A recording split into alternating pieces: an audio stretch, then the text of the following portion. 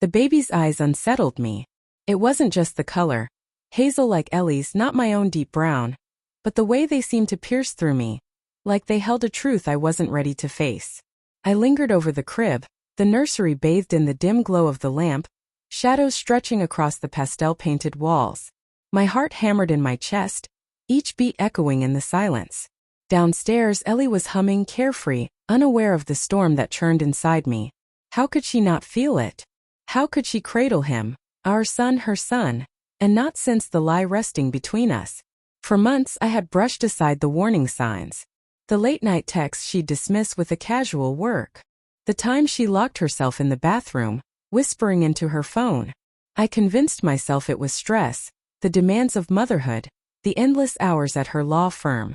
But suspicion seeped in, slow and corrosive, like water rotting the beams of a home you've built with love. Noah was 6 months old now, and each time I looked at him the doubts sharpened. His features, his nose, his cheekbones didn't echo mine. They didn't even mirror Ellie's. They belonged to someone else. The thought made me sick, yet I clung to denial. Ellie had been my everything for 10 years. My steady ground. We'd built this life together. A creaky-floored home in Seattle. A backyard swing set we put together with sweat and laughter. I'd held her when we lost our first pregnancy. Her grief raw enough to split me open too. That woman, the one who wept in my arms, could she really have betrayed me? Then a week ago I found the receipt. It was crumpled inside her coat pocket, forgotten, but it might as well have been a knife. Dinner for 2 at a restaurant I'd never heard her mention, dated on a night she swore she was working late. My hand shook as I stared at it, the ground tilting beneath me. That's when I ordered the DNA kit. I couldn't ask her, not until I knew. The nursery smelled of lavender and baby powder, scents that once soothed me, now thick and suffocating. I leaned over Noah, brushing his soft cheek with my fingers, and wondered if I could still love him if he wasn't mine. The question scorched my throat. That morning while Ellie was at yoga, I'd swabbed his mouth, sealed the sample, and dropped it in the mail with trembling hands. The results would come soon. Ellie's voice carried up the stairs, warm yet edged with something sharp. "Mark? Everything okay?"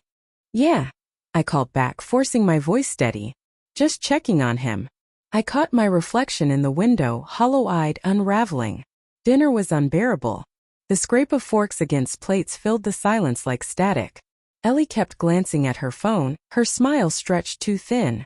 "Work's been insane," she offered suddenly. "Big case coming up." I nodded, jaw tight. "You've been working a lot of late nights." The words slipped out harsher than I intended. Her fork stilled.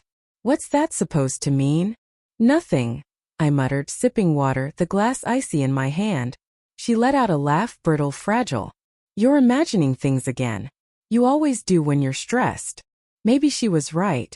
Maybe I was inventing ghosts. But that night, while she slept peacefully beside me, I lay awake staring at the ceiling, the receipt burning in my memory. 2 days later the email came. I sat in my car in the office parking lot.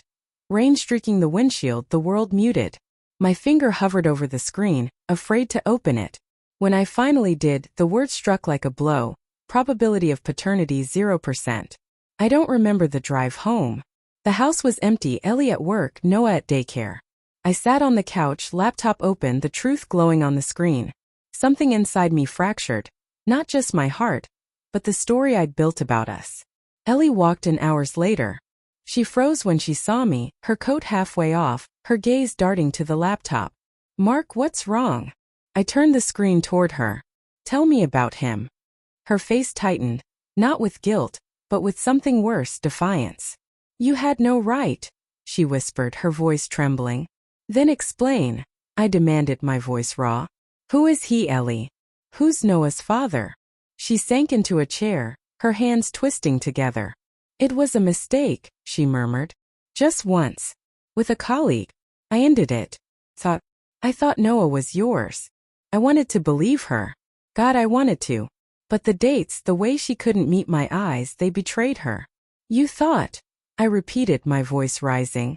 "Or you hoped." She stayed silent, and that silence screamed the truth. I stood, the room spinning around me. "I need time." My voice sounded like it belonged to someone else. Her sobs followed me as I walked out into the rain. But they couldn't pull me back. Not yet. Maybe not ever.